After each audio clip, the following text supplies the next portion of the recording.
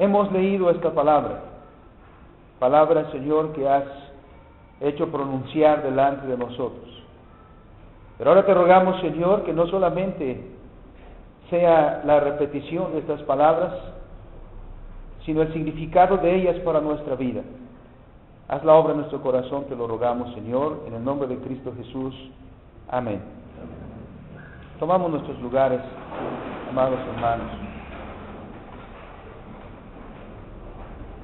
Comenzamos la última parte del Sermón del Monte. Después de que el Señor nos ha dicho las características del verdadero cristiano, después de que el Señor nos ha reinterpretado la ley, porque los fariseos la habían distorsionado, el Señor dijo que no había venido para invalidar la ley, sino para cumplirla. Y enseña también a su iglesia que la ley es vigente hasta el día de hoy, no en la forma, pero sí en el espíritu, en el propósito de la ley. Después el Señor nos llevó a mirar cómo esa ley se aplica en nuestra vida en el mundo, porque la palabra de Dios toca nuestra existencia en los hechos concretos de nuestra vida. La palabra de Dios nos habla a nosotros no como seres humanos abstractos, de hecho nunca lo hace, sino que la palabra de Dios viene a nosotros y nos habla como padres, como hijos, como trabajadores, como obreros, como profesionistas. Nos habla como familia, nos habla como ciudadanos de una nación, porque la palabra de Dios encuentra su cumplimiento ahí. En esta última parte el Señor sigue hacia adelante, pero particularmente en esta última parte, en este capítulo 7, el Señor habla acerca de nuestra relación con nuestro prójimo, con nuestros hermanos, en la vivencia cotidiana. La palabra comienza diciendo: no juzguéis para que no seáis juzgados. ¿Qué significan estas palabras? No juzgar ha llegado a ser mal entendido en el pueblo de Dios. Por eso quisiera, en primer lugar, ir hacia este punto, para que evitemos ese error al interpretar las palabras de nuestro Señor en este capítulo 7, en donde el Señor nos enseña a vivir correctamente en relación con nuestro prójimo. Porque la vida cristiana es así, se resume en estas tres relaciones básicas del ser humano: en la vivencia de su relación con Dios, en la vivencia de su relación con su prójimo, semejantes, y la vivencia en su relación con la creación. La vida cristiana tiene que ver con todos estos aspectos. Y aquí es algo muy importante, vivir en esta comunidad. Dios no creó seres humanos aislados. Dios no creó al hombre para vivir en individualidad, o déjeme ir hacia el extremo, en el individualismo, el cual priva mucho en nuestra época, hermanos. Hemos olvidado vivir en comunidad. Aún la iglesia cristiana ha dejado de vivir en comunidad, ha dejado de vivir en esta conexión, en ese interés por los demás, y nos hemos vuelto muy individualistas. Lo único que nos interesa es yo mismo, y después yo mismo, y finalmente yo mismo. Hemos olvidado esa vivencia como cuerpo de Cristo, como iglesia de Jesucristo. Y uno de ellos es este punto, que el Señor a su audiencia le dijo: no juzguéis para que no seáis juzgados. Pero hemos hecho de esto una mala interpretación. Cuando el Señor dijo: no juzguéis a los demás, quería decir, y eso lo desarrollaremos quizá no del todo hoy, pero seguiremos con esto. El Señor se refería no a no verter opiniones sobre los demás, sino a no censurar a los demás. ¿Qué es lo que no debemos entender de este pasaje en primer lugar? Muy a menudo, hermanos, no solo nosotros, sino incluso los incrédulos que a veces citan las Escrituras para algunas cosas en su vida, también dicen esto. Cuando alguien se aproxima para decirle lo que estás haciendo está mal, inmediatamente sacan en su defensa, pero la Escritura dice, no juzguéis, entonces no me juzgues. O nosotros mismos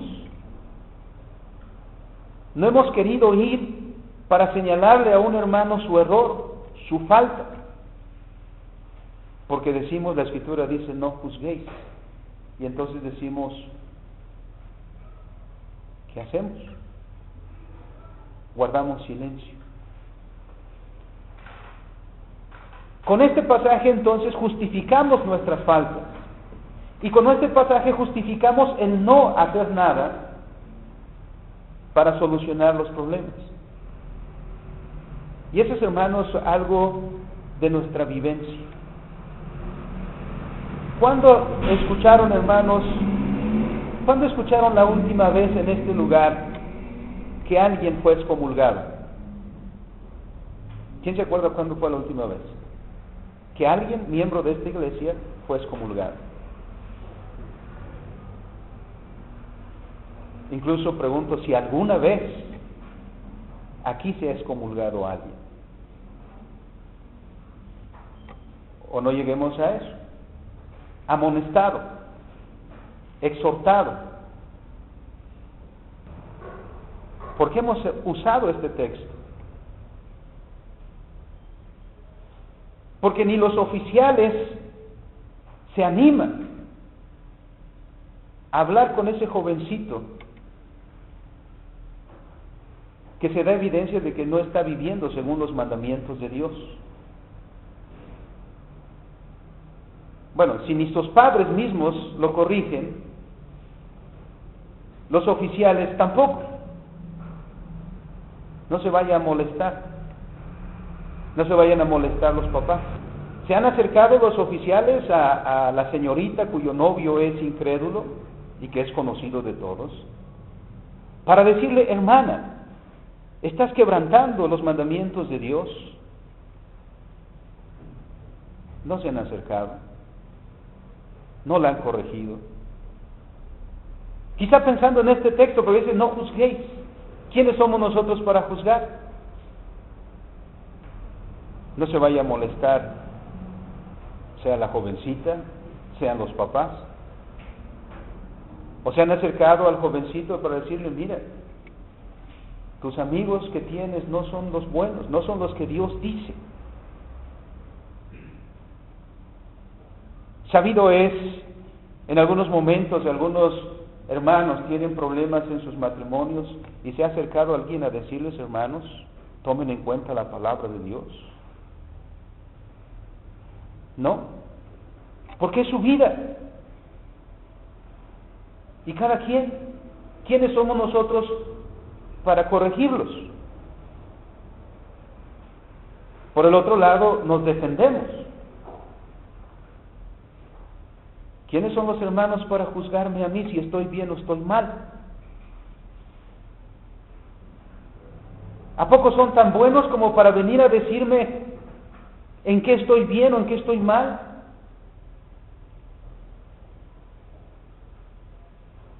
Así que lo usamos tanto a la defensiva como para hacer caso omiso del mandato del Señor. ¿Es eso que el Señor decía? No juzgues. Uno de nuestros principios, hermanos, que menciona la Confesión de los Países Bajos, dice que en la iglesia debe haber 3 oficios. Dice, pastores, para que haya predicación de la palabra de Dios y la administración de los sacramentos. 2, debe haber ancianos para que corrijan, para que amonesten al pecador. Y 3, debe haber diáconos para que cuiden y consuelen a los pobres y necesitados. De manera que uno de los rasgos de la verdadera iglesia es la disciplina. ¿Por qué? Porque a todos los que el Señor ha llamado de las tinieblas a su luz admirable y nos ha adoptado, como dice el apóstol Pablo, como hijos suyos, y como dice en Efesios 2, ya no somos extraños ni advenedizos, sino somos miembros de la familia de Dios. Dios entonces en su palabra enseña a sus hijos a vivir como sus hijos, a ser como sus hijos, a desarrollar el carácter cristiano. Por lo tanto, el texto no es una prohibición absoluta de no emitir juicios, sino tiene como propósito que no censuremos a los demás, halagándonos a nosotros mismos.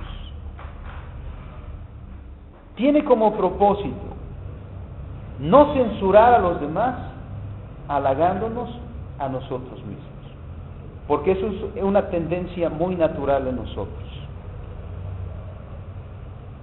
¿A quién le salen mejor los frijolitos? Los frijolitos fritos, los refritos. Pues a mí, ¿no? Esa es una tendencia muy natural. Y los que cocinó la hermana estaban buenos, pero no tanto. Todos tendemos a alabarnos a nosotros mismos. Y en las censuras a los demás va ese goce nuestro. Recuerden que cuando el Señor Jesucristo dijo estas palabras, además de tener en derredor a los discípulos, a los que estaban gozosos de escuchar a Dios hablar, estaban también los fariseos. Y los fariseos eran hipócritas, tanto que el Señor les dijo que los fariseos imponían cargas a los creyentes, cargas que ni siquiera ellos podían llevar. Eran pues criticones. Criticaban pues, como lo hemos visto en el sermón, o eran capaces de llevar a una mujer y decir, mira, ya con piedras en las manos, la encontramos en adulterio. Y el Señor dice, ¿y tú que en tu corazón has codiciado a una mujer, tú no eres pecador? Claro que eres igual de pecador que ella. Pero miren qué deseosos de censurar a esa mujer y querer enjuiciarla, quererla lapidar, cuando ellos mismos son culpables del mismo delito. Es en eso, y es esa audiencia que el Señor se está refiriendo. De ninguna manera es un texto que nos justifique a nosotros para no aplicar la disciplina cristiana.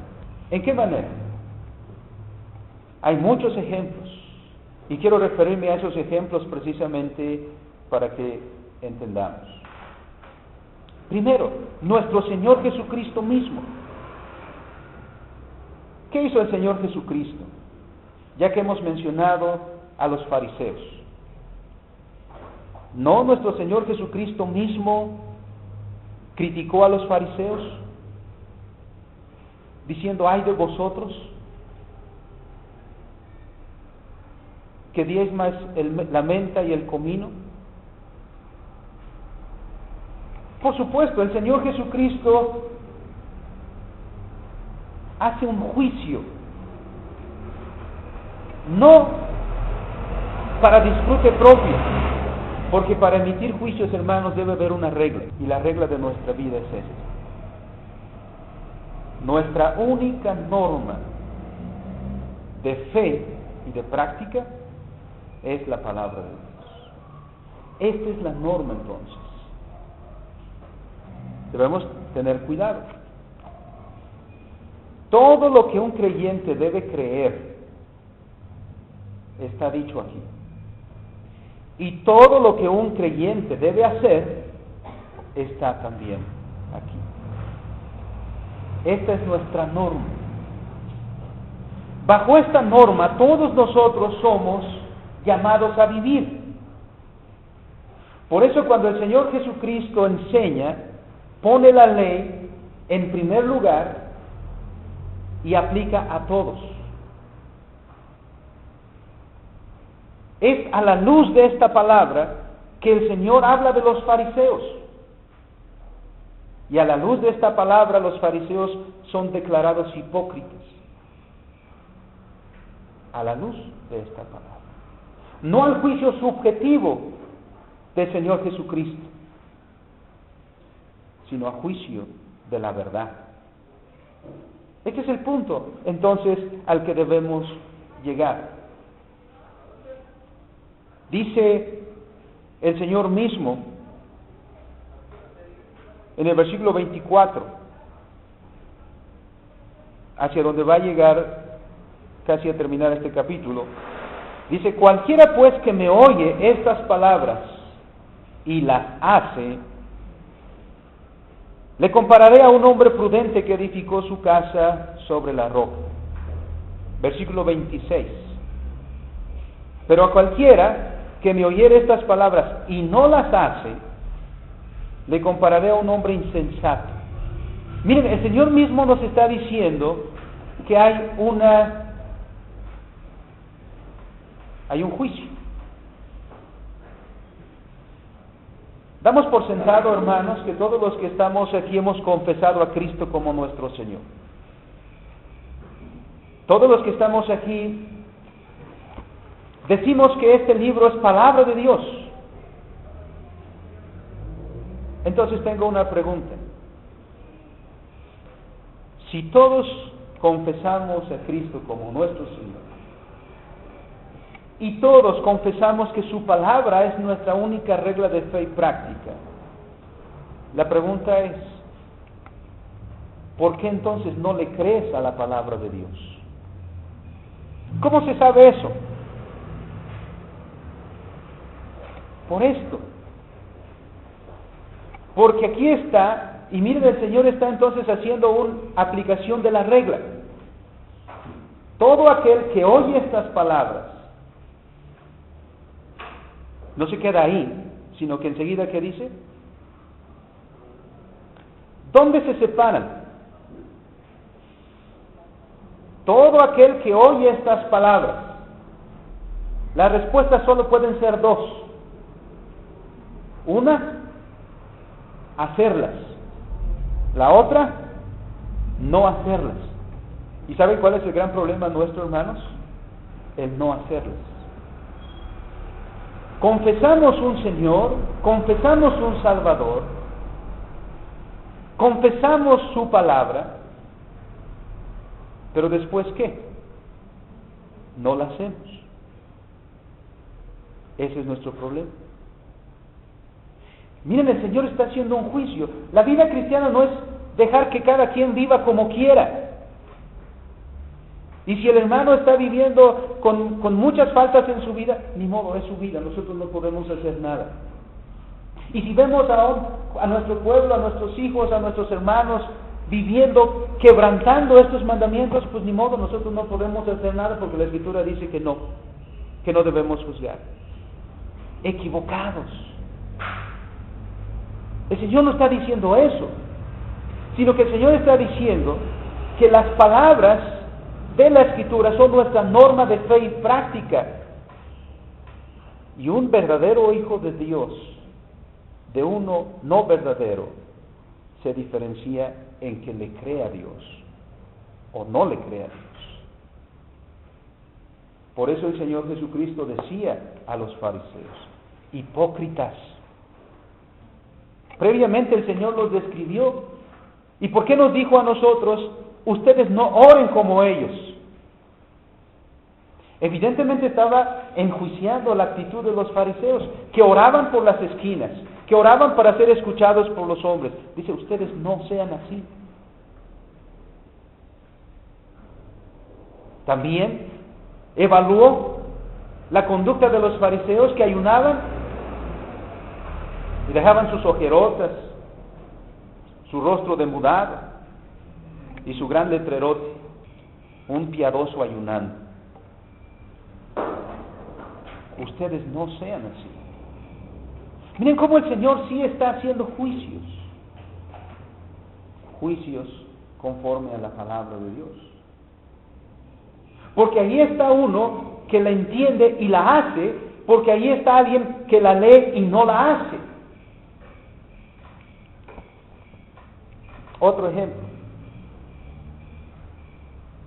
Romanos 13 nos dice que no hay autoridad sino de parte de Dios. Y toda autoridad está puesta por Dios. ¿Para qué están las autoridades? Para hacer juicios. Versículo 3, los magistrados no están para infundir temor al que hace el bien, sino al malo. ¿Quieres pues no temer a la autoridad? Haz lo bueno y tendrás alabanza de ella. Porque es servidor de Dios para tu bien. Pues si haces lo malo, teme. Porque no en vano lleva la espada, pues es servidor de Dios, vengador para castigar al que hace lo malo. El Estado debe hacer juicios entre los ciudadanos. ¿Quién es un buen ciudadano? ¿Quién es un mal ciudadano? Es siervo de Dios. Ahora, el Estado deja de ser un buen siervo de Dios cuando incumple lo que Dios le ha encomendado.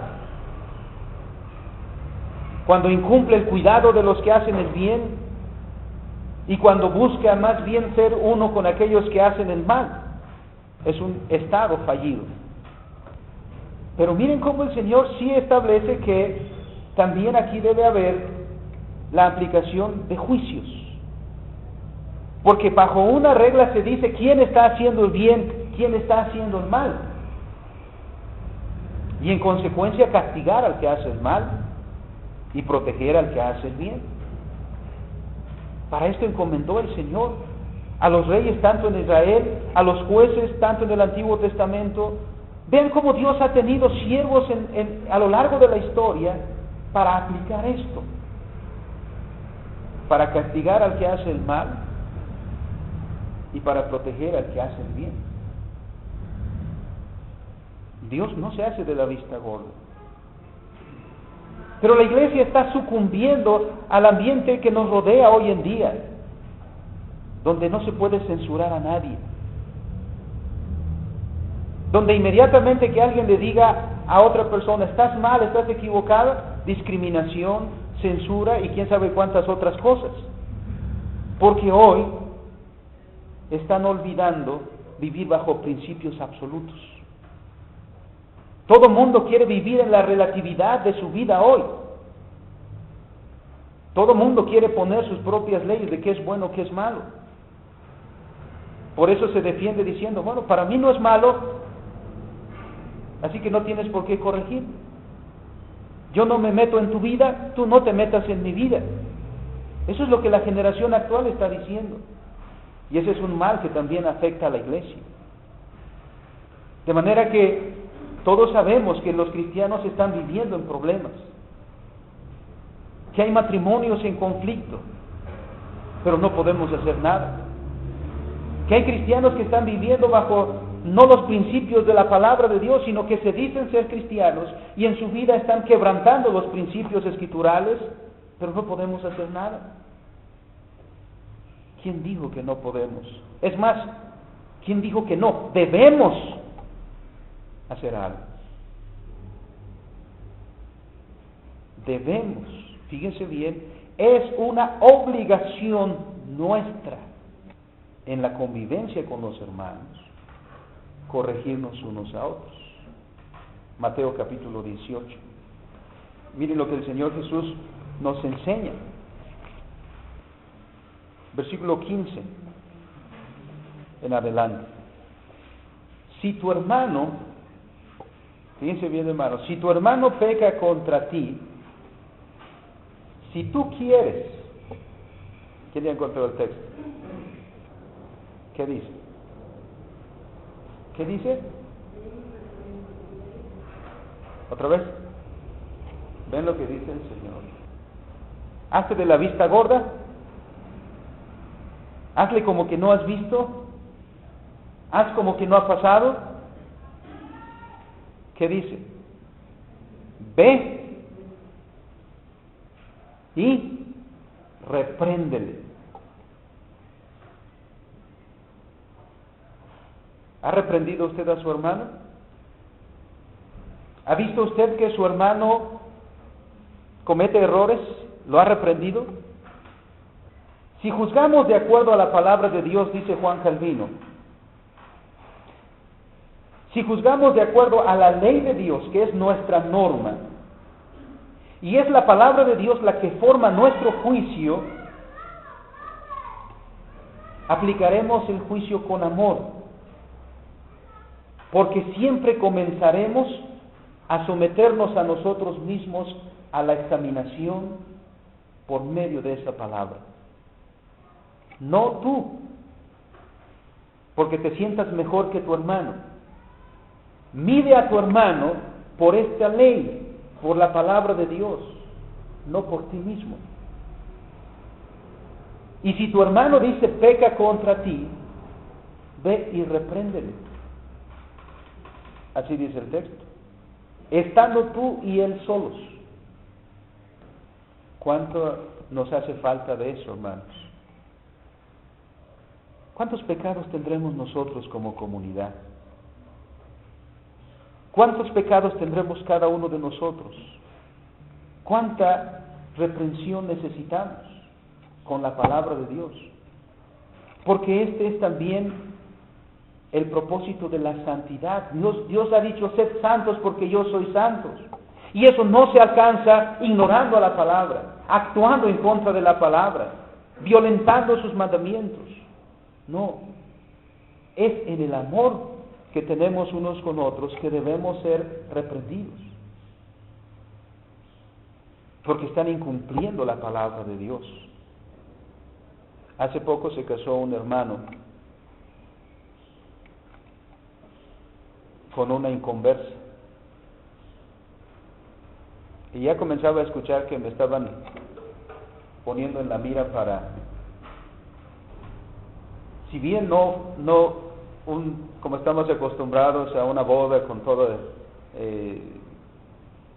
¿cómo se dice? La bombo y platillo, pues. Sí estaban pensando en mí para decir algunas palabras y que hubiera una ceremonia, aunque fuera pequeña.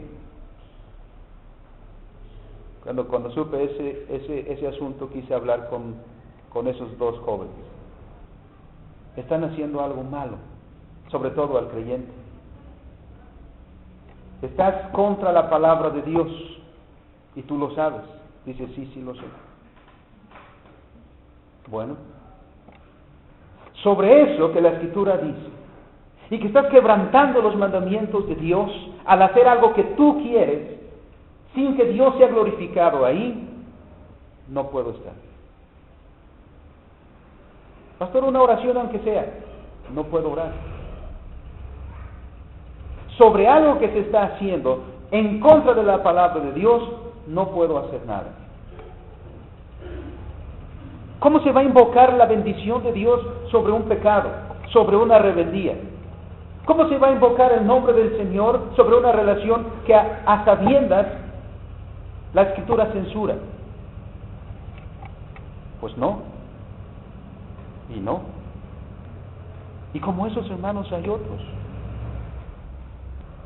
Pero que somos tan quisquillosos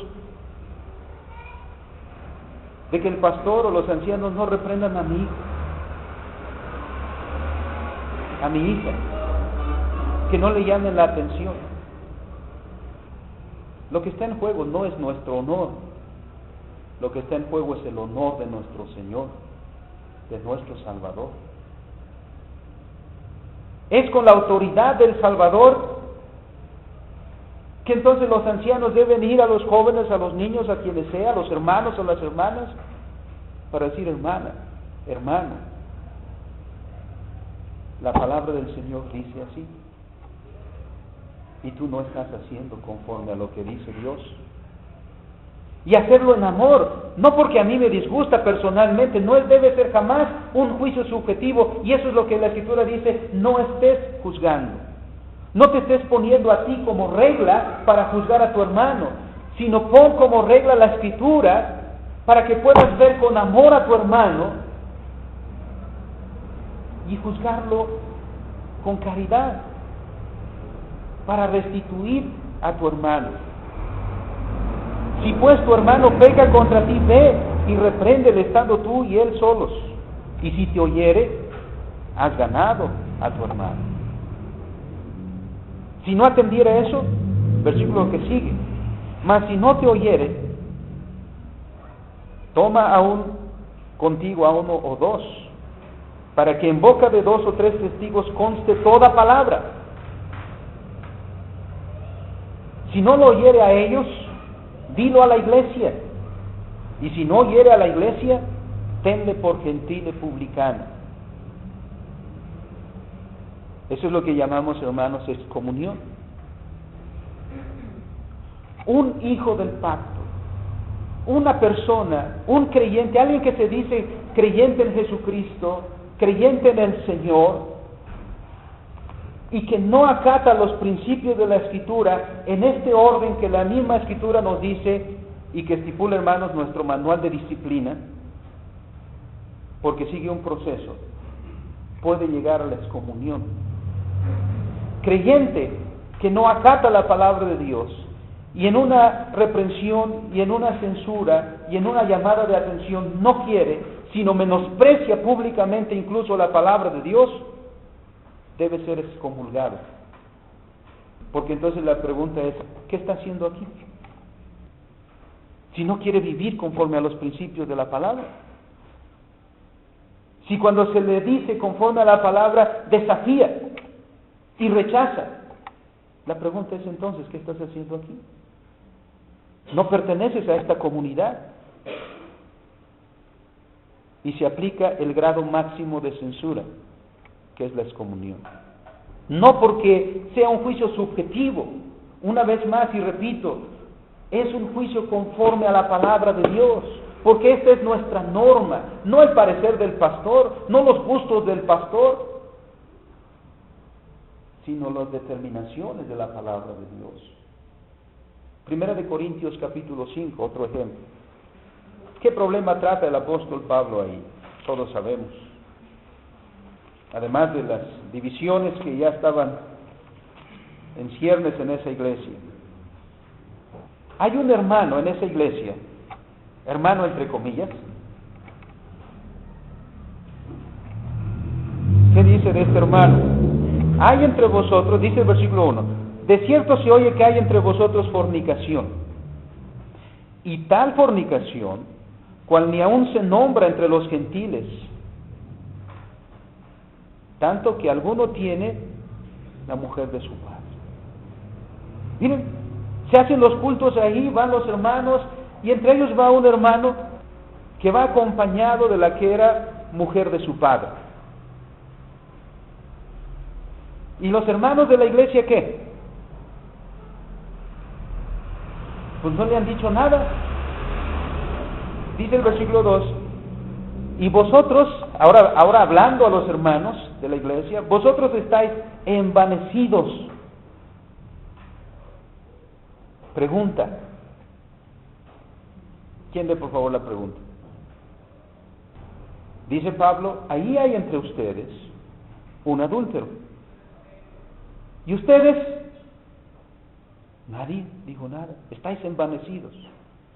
Pregunta, ¿cuál es su responsabilidad? Porque dice, ¿no debías más bien vosotros? Porque al hacer eso está diciendo, ¿no es su responsabilidad, hermanos? ¿Qué debían hacer ellos? Dice el texto, ¿no deberíais más bien vosotros lamentar. ¿No deberían ustedes como iglesia lamentar estar en esa situación y enseguida, para que ese fuese quitado del medio de vosotros? ¿Por qué estáis tolerando a un hermano adúltero? Miren más adelante. Versículo 3. Ciertamente yo como ausente en el cuerpo, pero presente en el espíritu, ya como presente, ¿qué dice?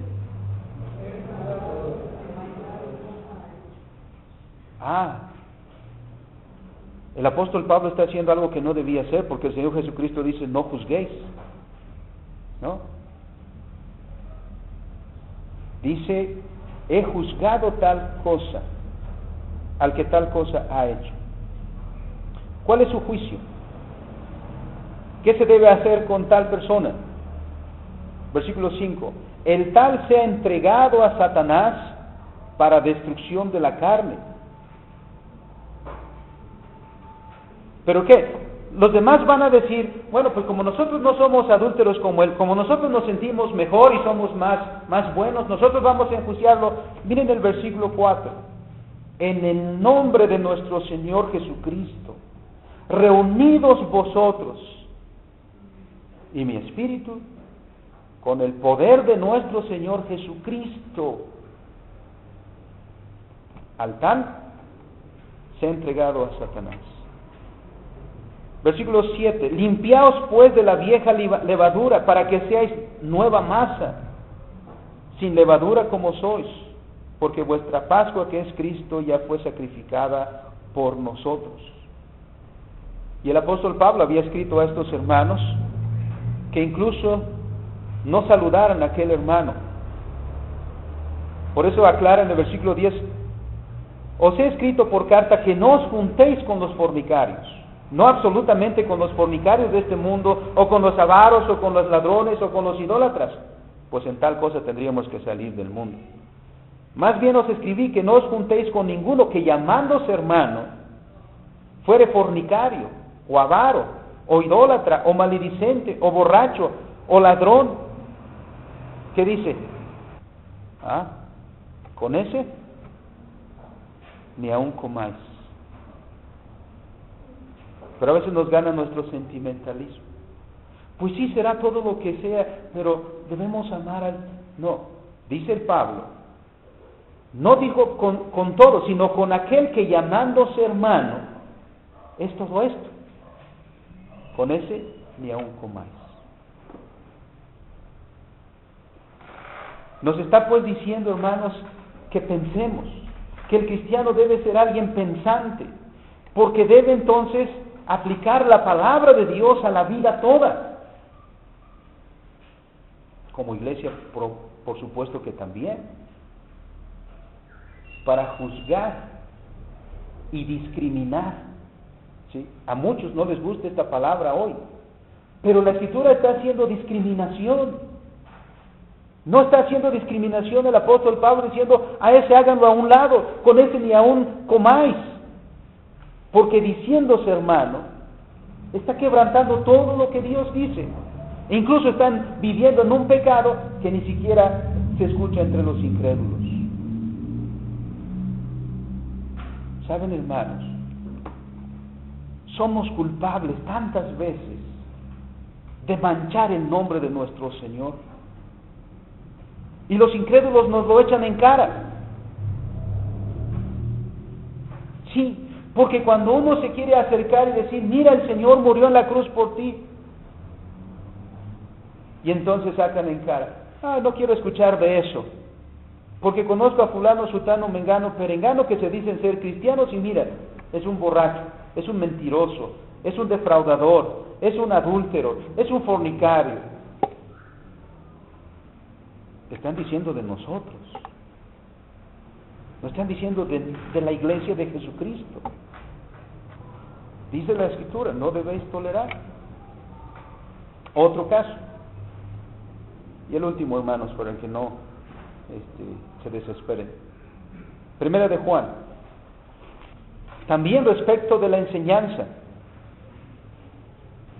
capítulo 4. De repente somos muy abiertos a todos los que se dicen cristianos, y todos son bienvenidos en la casa solo porque se dicen cristianos. Dice el texto, capítulo 4, versículo 1: amados, no creáis a todo espíritu, sino que dice, es a ti. Te toca hacer una evaluación de los espíritus. Te toca hacer un análisis de los espíritus. Dice, porque muchos falsos profetas han salido por el mundo. ¿Quién debe descubrir a los falsos profetas? Está diciendo a nosotros, está diciendo a ti. Es tu deber. En esto conocer el Espíritu de Dios. Todo espíritu que confiesa que Jesucristo ha venido en carne es de Dios. Este es hermano, esto recíbelo. Y todo espíritu que no confiesa que Jesucristo ha venido en carne no es de Dios. Las cosas son en blanco y negro. ¿Se acuerdan de ese estribillo? No me importa la iglesia que vayas, si detrás del Calvario tú estás y tu corazón es como el mío, dame la mano y mi hermano serás. Se oye muy bonito, pero con ese canto muchos han tomado la mano de aquellos que son falsos profetas. Todos los caminos llevan a Dios. Mentira. Solo la verdad te lleva a Dios. Para poder hacer esa diferenciación entre un verdadero profeta y un falso profeta, es tu obligación aplicar la Escritura, emitir juicios y decir, este es un verdadero profeta, y decir, aquel es un falso profeta, aquel. Miren lo que dice capítulo, la segunda carta, segunda de Juan. Si alguno, versículo 10, si alguno viene a vosotros y no trae esta doctrina. Ahora, una cosa, hermanos, es, por ejemplo, una cosa es que un falso maestro de repente esté en la miseria y tenga hambre. Por caridad humana le demos un pan. Pero aquí no está diciendo eso. Aquí está diciendo cuando haces causa común con él. Aquí está diciendo cuando le dices bienvenido, hermano. He dicho en otras ocasiones que un hermano una ocasión me decía, hermano, a mí me da gusto recibir a todos los cristianos aquí en mi casa. Pero luego me sorprendió porque no sabía hacer una diferenciación. Fíjese que el otro día me visitaron, ¿no? ¿Quién sabe por qué ellos dicen que no hacen culto los domingos sino solo los sábados? Pero yo igual les dije, bienvenidos hermanos, y cantamos y oramos y estuvimos ahí. Aquí hay una enseñanza muy clara. Discriminar. Falso profeta, verdadero profeta. ¿Cuál es la norma? La palabra de Dios. Pero, ¿cómo vamos a emitir esos juicios verdaderos, correctos y justos si somos ignorantes de la Escritura? Si somos ignorantes de la palabra de Dios. Por eso lo que más comúnmente, hermanos, emerge es mi propio juicio. Y entonces me pongo como maestro de los demás. La Escritura es muy, muy clara. Debemos juzgar, sí, conforme a la palabra y la ley de Dios, y formarnos con ella un juicio, pero siempre con una norma de caridad, porque comenzaremos, no por el juicio del hermano, sino comenzaremos para enjuiciarnos a nosotros mismos con esta palabra de verdad. Como el apóstol Pablo dice, y al final concluye, miserable de mí. Debemos someternos a la examinación de la Escritura. Debemos vivir por la Escritura. Y nuestra preocupación por los hermanos es que los demás también vivan una vida cristiana como el Padre que nos llamó quiere que seamos. Luego entonces, hermanos, es censurable todo aquello que no esté conforme a las Escrituras, sea quien sea. Si es el pastor, repréndase al pastor. Si es el anciano, repréndase al anciano. Si es el diácono, repréndase al diácono en el nombre del Señor. Nadie está exento de la ley de Dios. Nadie está sobre la ley de Dios. Cuando el Señor pues dice, no juzguéis, a lo que se refiere es a que no pongamos nuestro juicio subjetivo y censuremos así a nuestro hermano, porque entonces seremos despiadados. Y eso no tendrá como fin la restitución del hermano, sino su destrucción.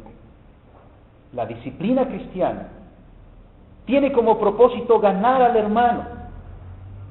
Buscamos en ello restituir al hermano a la relación con Dios,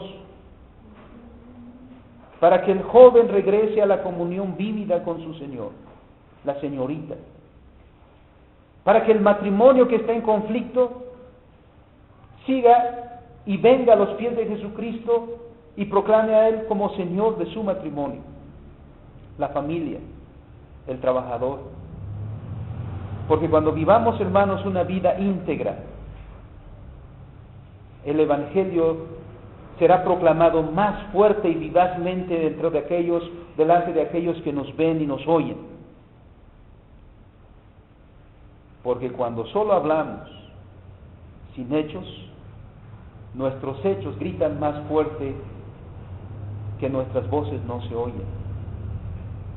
Pero cuando nuestra vida es íntegra conforme a la palabra de Dios, esa vida impactará a aquellos que no conocen al Señor.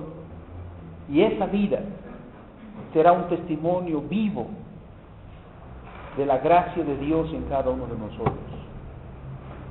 Somos pues, hermanos, llamados a ser íntegramente hijos de Dios. Por eso, en el nombre del Señor, hermano, hermana, me refiero a ti. Todo aquello que en tu vida no esté de acuerdo a la palabra de Dios, en el nombre del Señor, te conmino a que lo dejes, a que lo abandones. Busquemos la edificación. Llevemos nuestras vidas a los pies de Cristo. Y eso significa vivir todo bajo la palabra de Dios. Que el Señor sea con nosotros y que su palabra redarguya, corrija, instruya, enseñe. Oremos. Amantísimo Dios y Padre, cuánta gratitud tenemos, Señor, para con tu palabra. Que en ocasiones viene, Señor, con esa dureza a nuestra vida, pero necesitamos ser sacudidos, Señor, en muchas maneras. Somos una comunidad cristiana de muchos años, pero quizá inmadura en muchos aspectos. Cuánta falta hace la disciplina, Señor. El que podamos, bajo tu palabra, Señor, unos a otros corregirnos, amonestarnos, unos a otros, Señor, conminarnos a las buenas obras, unos a otros, Señor, señalarnos a tu palabra, unos a otros, Señor, descubrir nuestros errores, unos a otros, Señor, señalar nuestras faltas, unos a otros, Señor, conminarnos a venir delante de ti, Señor, y a tus pies someternos. Ayúdanos, Padre, en esta tarea. ¿Cuántas críticas, Señor, ha recibido tu palabra, tu evangelio por causa nuestra? Porque al mundo decimos que somos tus hijos, y aquí también decimos en esta comunidad que somos tus hijos. Pero ¿cuántas quejas tienen aquellos que nos ven de nosotros? Diciendo, y eso que son cristianos, y eso que leen la Biblia, y eso que oran, y eso que van al templo. Por nuestra culpa, Señor, ha sido vituperado tu palabra, tu evangelio. Ayúdanos a corregir lo que haya que corregir, Señor. Ayúdanos a amonestar con amor, teniendo como regla tu palabra. Ayúdanos a recibir la amonestación, porque vendrá de ti, Señor, con amor y con principios de tu palabra, porque nunca quieres, Señor, la muerte del pecador, sino que todos procedamos al arrepentimiento. Bendice, Padre, a tu iglesia. Danos, Señor, ese ánimo de vivir para ti en todo lo que somos. Gloria a tu nombre desde ahora y para siempre. En Cristo Jesús. Amén.